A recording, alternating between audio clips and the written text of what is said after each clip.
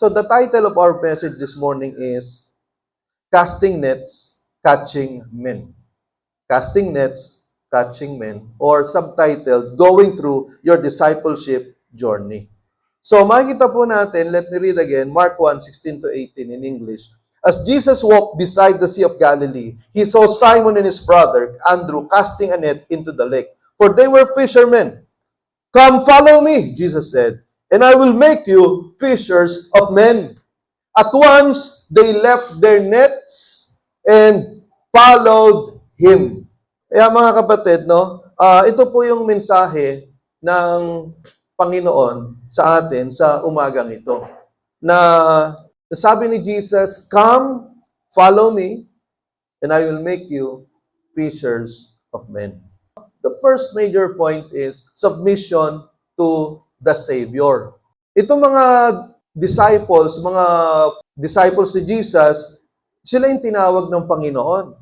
So, ito pong si Peter and John,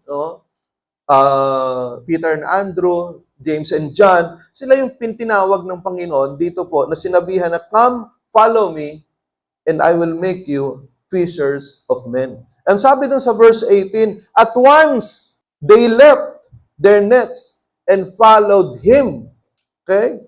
So, it was an immediate obedience kay Peter and Andrew, James and John. Immediate, biglaan, hindi agad-agad, di ba? Agad-agad. So, ano po ibig sabihin nito, mga kapatid? Ang gusto ng Panginoon, when He called us, hindi yung patumpik-tumpik ka, hindi yung nagdadalawang isip ka pa na, iba nga nagtatatlong isip pa, na susunod kaya ako, hindi. Because delayed obedience is disobedience. Naunawaan po natin. Delayed obedience is disobedience. So what makes a person delays his obedience to God? Tatlong bagay po. Doubt, fear, and ignorance. So when people delay their obedience to God, or when they disobey God, it is because of doubt, fear, and ignorance. Ano yung doubt sa Tagalog? Doubt is pagdududa. Fear is takot. Ignorance is kamangmangan. So, kaya po may mga tao na hindi sumusunod agad sa Panginoon. Dahil una, nagdududa sa kakayahan ng Diyos. Pag sinabi mong may doubt ka, ibig sabihin, yung faith mo hindi talaga stable, hindi matatag, hindi solid ang faith mo sa Lord. Kasi nga, nagdududa ka eh. And then fear, natatakot ka na pagka sumunod ka sa Panginoon, baka mamaya lalong mapahamak ang buhay mo. So, ibig sabihin, wala ka talagang faith. Hindi ka talaga nananampalataya sa Panginoon kasi natatakot ka na sumunod sa Diyos eh. Natatakot ka na baka mamaya masira ang future mo. Natatakot ka na baka mamaya masira yung pangarap mo kapag sumunod ka kay Lord. So, ibig sabihin, hindi mo talaga kilala ang Panginoon. Kasi natatakot kang sumunod sa Diyos eh. Pangatlo is ignorance. Yun na nga, hindi mo kasi kilala eh. Kaya hindi mo kilala ang Panginoon. So, ano ba ang tugon dyan in order to remove your doubt, your fear, your ignorance? It is to know the Lord through His Word. Know the Lord through His Word. Listen, because no one can know the Lord without knowing the Word. It is impossible to know the Lord without knowing the Word. Naunawaan po natin, mga kapatid. Kaya yung iba, nakakalungkot, hindi makapag-commit sa Panginoon, hindi makasunod sa Panginoon. It is because they are ignorant. Actually, that's true. They are ignorant of the Word of God. Naunawaan po natin, may mga tao, pinagpapalit ang Diyos sa trabaho, pinagpapalit ang Diyos sa business, ipinagpapalit ang Diyos sa jowa, ipinagpapalit ang Diyos sa sa kotse. Yung iba nga, pinagpapalit sa labada eh. Pinagpapalit si Lord sa sa pamamalansya, sa pamamalengke. Kasi nga, they are ignorant of who God really is in their lives. Ito po walang personalan nito ha. Yung iba, trabaho ng trabaho, ginagawang araw ang gabi, gabi ang araw. Pati linggo, ninanakaw sa Panginoon. Ang linaw sa Bible, in the Ten Commandments, honor the Lord in the Sabbath or honor the Sabbath. Ibig sabihin, parangalan mo yung pag-aayon, yung pangingilin or yung araw ng Sabat. So, nung Old Testament, ang Sabbath is Saturday. Pero sa New Testament, ang Sabbath naging Sunday. So from Sabbath to the Lord's Day. Ang nakakalungkot, yung iba, nakakalungkot talaga. Because they are so ignorant of what God can do. Makikita mo yung faith ang bababaw. Ipinagpapalit ang Diyos sa trabaho. Panay ang outing, pag makikita mo sa FB kung saan nakakarating. Pero sa church, hindi makarating. Pero pag tinanong mo, gusto mo pumunta sa langit? Siyempre naman. Ang tanong, kung sa church hindi ka maka-attend, sa langit pa? Sa palagi mo, tatanggapin ka sa langit. So marami sa atin mga kapatid, may mga bagay na kailangan tayong isuko Ito tinawag ng Panginoon itong si Peter, Andrew, James, and John, "Come, follow me, I will make you fishers of men." Alam niyo, ang Panginoon, tinatawag din tayo. May mga pagtawag ng Diyos sa atin. Naunawaan po ninyo na maring tinatawag ka ng Panginoon sa may mga pagka nakikinig ka ng sermon, nanonood ka minsan ng TV, o kaya nag-iisip-isip ka, may mga pangyayari sa buhay natin na ginagamit ng Diyos para kantiin tayo, tawagin tayo. Naunawaan po ninyo, may mga callings ang Diyos sa atin. Kaya lang, yung iba sa atin, we ignore the calling of God. Tinatanggihan natin, wala yan, ano lang yan, guni-guni ko lang yan. Pero hindi natin alam, na yung mga pangyayari sa buhay natin, sometimes ang tawag dyan, crisis situation. Ginagamit ng Diyos yung mga crisis situation sa buhay natin para tawagin tayo. At itong si Peter and John, may pagkakataon na wala silang huli. Pero mga professional fishermen sila, wala silang huli. Sa Luke chapter 5. And then magdamag. And then nung umaga na, ang sabi ng Panginoon sa kanila, may huli ba kayo? Ang sabi ni Peter, wala nga po magdamag kami ng huli. Sabi ng Panginoon, sige, ilaglag niyo uli yung net ninyo. Si Peter naman sumunod. Pero out of respect lang. Pero umaga na So para sa loob ni Peter, sino itong magtuturo sa amin mangisda? Karpentero to. Kami mangingisda, professional kami, dito kami nabuhay. Pero sabi ni Peter, sa loob-loob niya, sige na nga, maihulog. So nung naihulog ni Peter yung lambat, doon niya na-realize na, yung mga isda sumobra halos lumubog na lumulubog na yung bangka nila sa dami ng isda. At doon na-realize ni Peter that Jesus was calling him. So may mga crisis situation tayo na ginagamit ng Panginoon in order to call us. I have here questions for personal reflection. So una, how quickly or slowly do I respond to God's prompting in my life? Gaano ka kabilis o kabagal sa pagsunod sa panawagan ng Diyos? Pangalawa, anong area ng buhay mo, in what areas am I hesitating to submit to God's authority? Anong area ng buhay mo, yung parang hindi mo maibigay sa Panginoon, hindi mo mabitawan, hindi mo ma-surrender? Pangatlo, what hinders me to respond to Christ's call to follow Him on a daily basis? Ano ba ang humahadlang sa akin para sundin yung panawagan ng Diyos sa akin sa araw-araw? Okay, daily basis. Kasi many of us are practical atheists. Pag sinabing practical atheists, we believe that God is true. We believe the Bible is true. But then, we do not practice what we believe. That's why we are called practical atheists. We do not practice what we believe. Naintindihan natin? We do not live what we believe.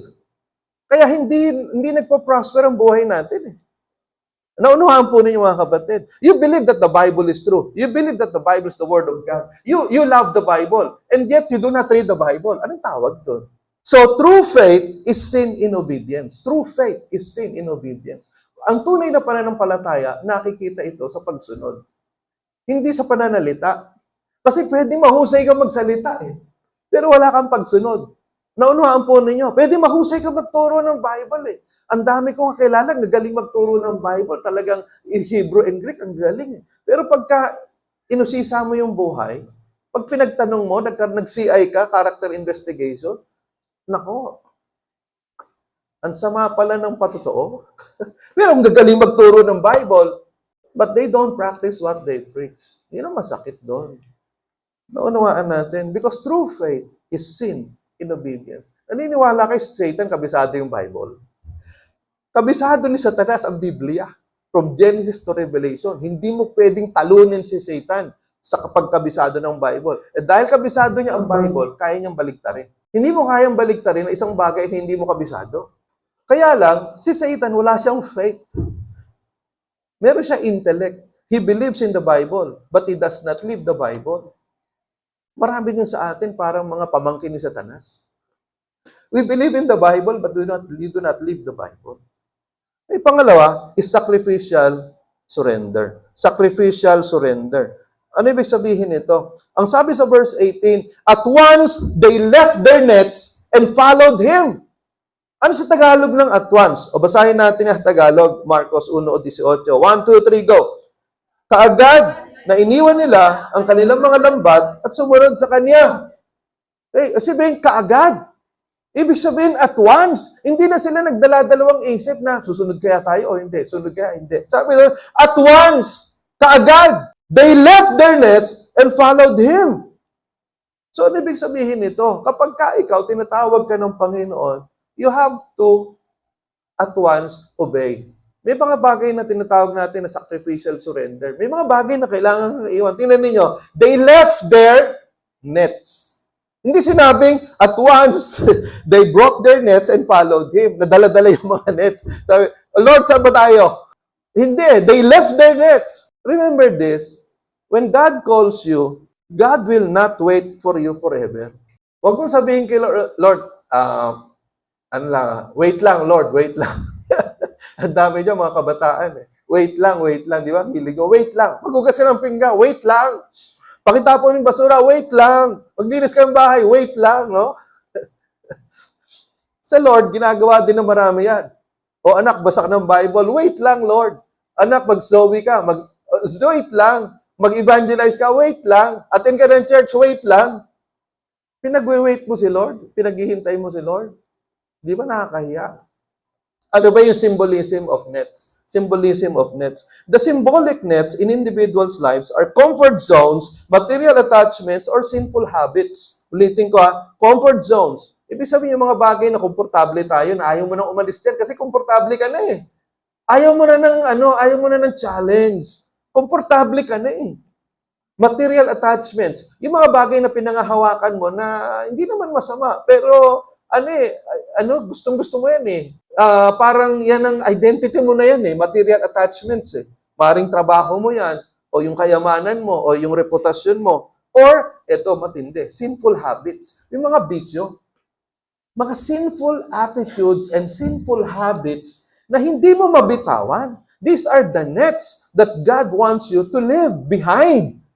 So these nets could be good or bad. They are something that hinder you in fully committing your life to Jesus and live a life of destiny that He wants you to live. Yung hindi mo ma-reach yung destiny ng Panginoon sa'yo kasi masyado kang attached eh. Ang higpit ng kapit mo eh. Kapit tuko ka. Kapit tuko ka sa trabaho mo. Kapit tuko ka sa jowa mo. Kapit tuko ka sa sa reputation mo. Kapit tuko ka sa sa kayamanan mo. Pero sinasabi ni Lord, anak, bitawan mo yan. Hindi mo ma-reach yung destiny mo hanggat hindi mo binibitawan yan. Kaya ng iba, hindi mabitawan. Bakit? Balik tayo dun sa una. Because they doubt God's will. They fear that their future will be destroyed when they follow God. And because they are ignorant of who really God is.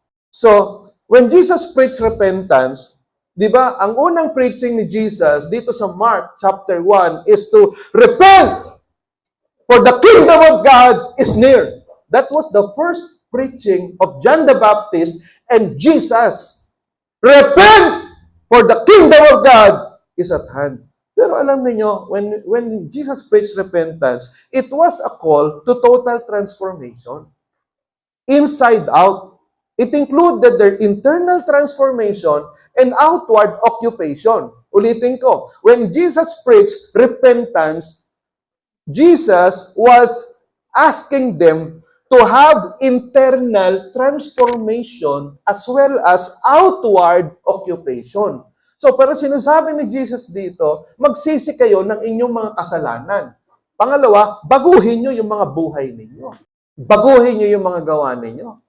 At kung kinakailangan iwanan nyo yung mga trabaho ninyo, kaya nga sabi ni Jesus, kay Peter, kay John, kay Andrew, kay James na iwanan niyo yung pangingisda ng isda dahil tinatawag ko na kayo ngayon bilang mangingisda ng mga tao. So, Jesus was calling them to a life of discipleship. When Jesus called Peter and Andrew, James, and John, Jesus was calling them to a life of discipleship. So discipleship as a lifelong journey. What is discipleship?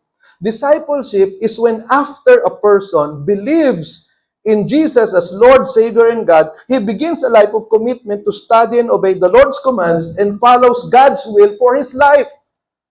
So ibig sabihin, hindi lahat ay disciple. Yung iba believer lang.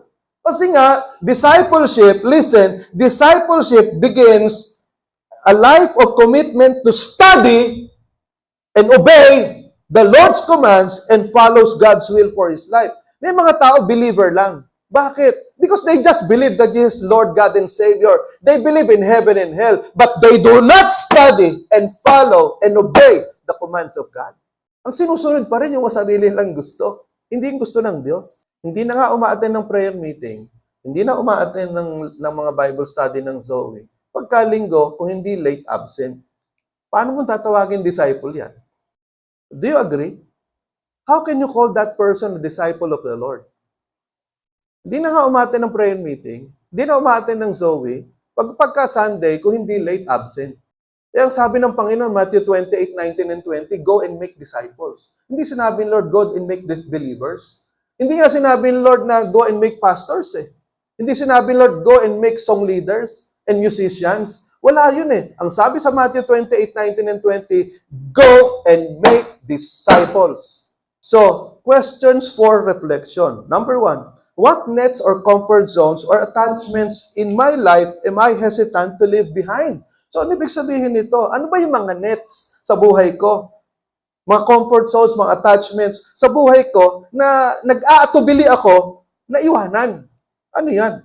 Pangalawa, what sacrifices am I willing to make for the sake of following Jesus? Ano yung mga bagay na kailangan kong isakripisyo para lang talaga makasunod ako sa Panginoon?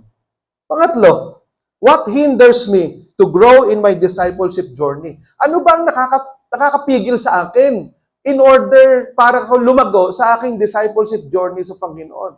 Mga kapatid, may tinatawag na discipleship journey. Hindi habang panahon na nakikinig ka lang. Hindi habang panahon na itinuturuan ka lang. Kasi may journey nga eh.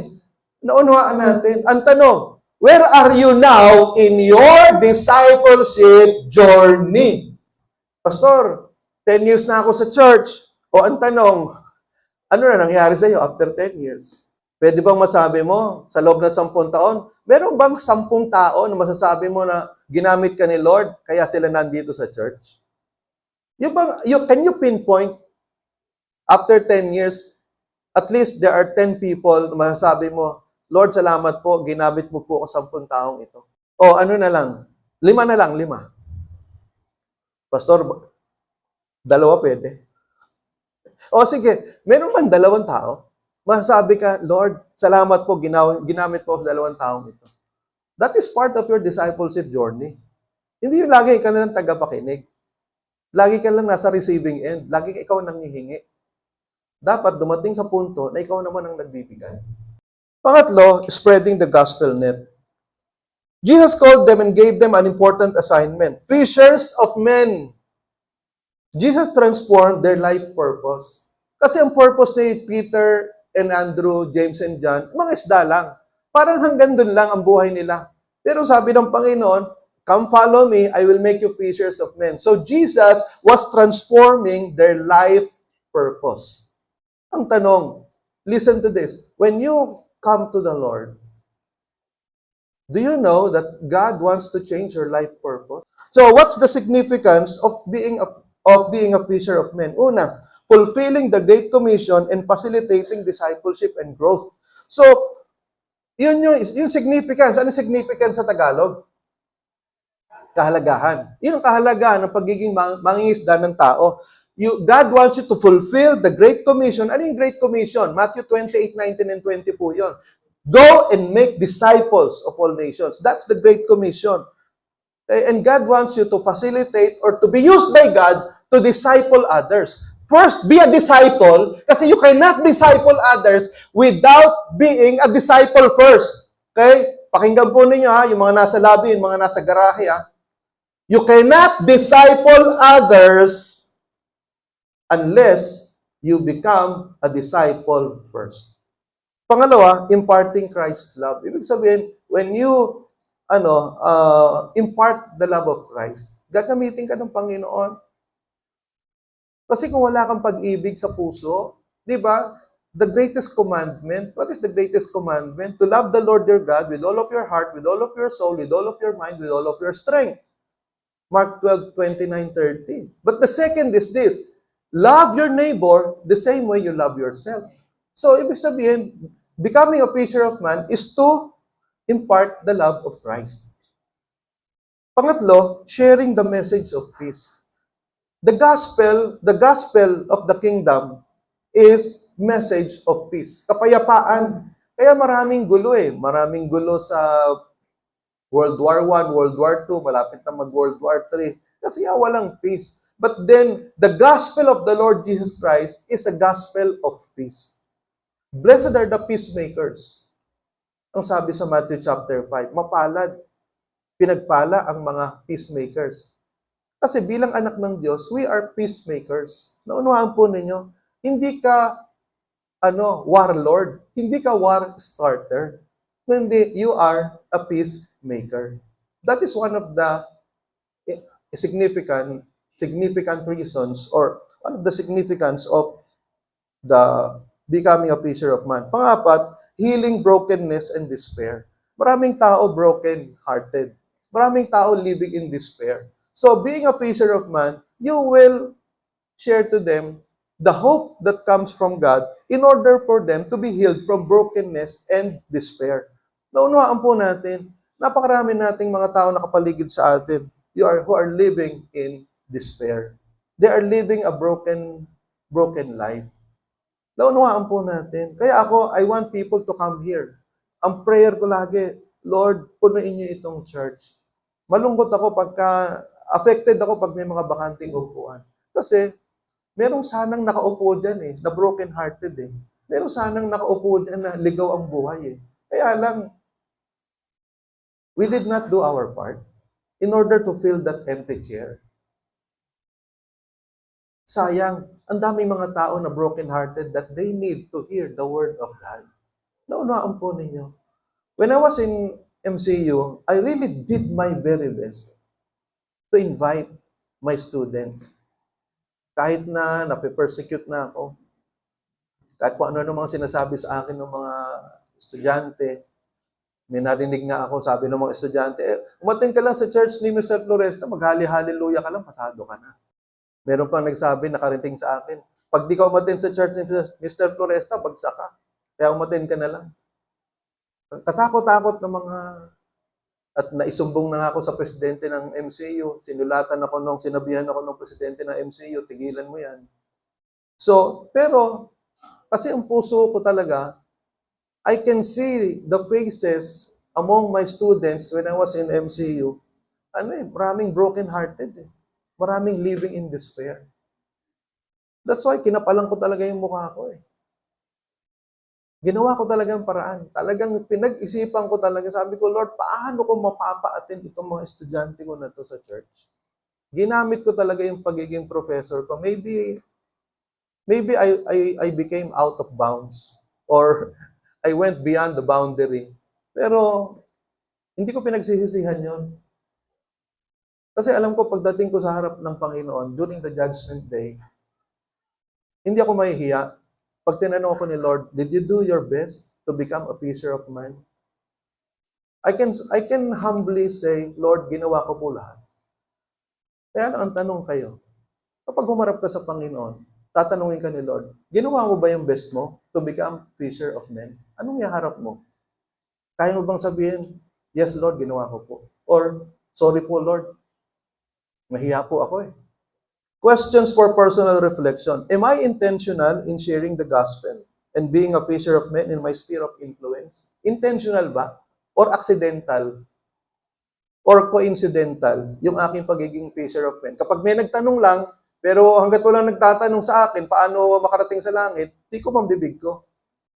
Or yung ginagawa mo talaga, are you intentional in sharing the gospel? Or what steps can I take to be more effective in drawing people into a transformative relationship with God?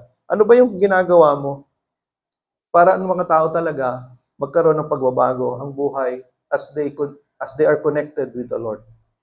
So, the key to winning in a football match, sabi ng isang coach, is to ask the players, involvement or commitment? So, do the players play for involvement or commitment? Ito ang tanong din sa inyo, sa ating lahat. Are you here for involvement or commitment? Ma-involve lang, pero walang commitment. Saka na yung commitment, involvement lang. There is a big difference between involvement and commitment. Kasi pag may involvement ka lang, pagka nasaktan ka, mayroong mga bagay na narinig ka na hindi maganda, layas ka ng church. Pero pag committed ka, may commitment ka, kahit anong marinig mo, kahit anong pagsubok ang dumating sa iyo, you will stay in the church. Kasi may commitment ka eh. Unless napalayasin ka ng pastor. Eh ako, wala naman ako pinalayas dito. Actually, yung mga lumayas, pinapabalik ko pa nga. Ang sabi ni British Commander, Lord Cornwallis, he surrendered to the American Continental Army led by General George Washington more than 100 years ago. So, sumuko itong si Commander Cornwallis kay George Washington. Pero, nung merong surrender ceremonies yan eh.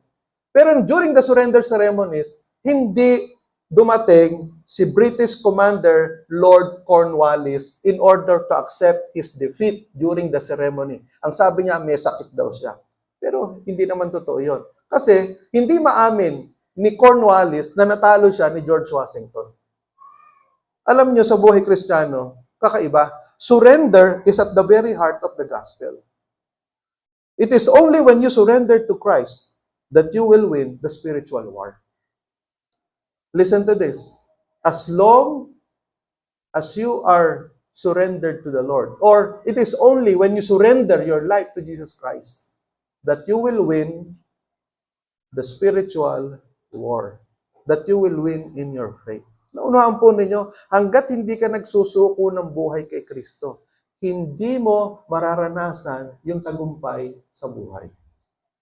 Amen ba ron? Amen. Alam nyo, noong 1917, when I was in college in UE, meron kami invited guest. Magkaroon ng fellowship, lahat ng mga Christian organizations sa UE, and then meron kami invited guest. Alam nyo, it happened many years ago. I think it happened 1988. Pero, pag inaalala ko to, parang it just happened just a month ago. Ang sabi nung speaker, ito, wala akong natandaan sa sinabi niya. Ito lang ang natandaan ko sa sinabi niya. Ang sabi niya, in 1917, si Lenin, siya yung promotor ng communism, he preached about communism to young people in Russia. Ang sabi niya ganito, if you are here because you want to learn about communism, pwede na kayo umalis. I don't need you. If you are here and you want to die for communism, you can go. I don't need you. But if you are here and you consider yourselves dead for communism, you stay. I will talk to you. Alam niyo, nag-aalisan ang dami. But 17 young people stayed. And the rest was history. After 50 years, more than half of the world fell under communism because of the 17 young people who considered themselves dead for communism. Nakuha po ninyo? Ang tanong, ilan sa atin dito, we consider ourselves dead for the Lord Jesus Christ. Ang sabi sa Mark 1:17 to 18, sinabi ni Jesus sa kanila, sumunod kayo sa akin at gagawin ko kayong mangingisda ng mga tao. Ang sabi sa verse 18, iniwan nila agad ang kanilang mga lambat at sumunod sa Kanya. Ilan sa atin dito, handa tayong iwanan yung quote-unquote, lambat at handang sumunod sa Panginoon. Let us pray.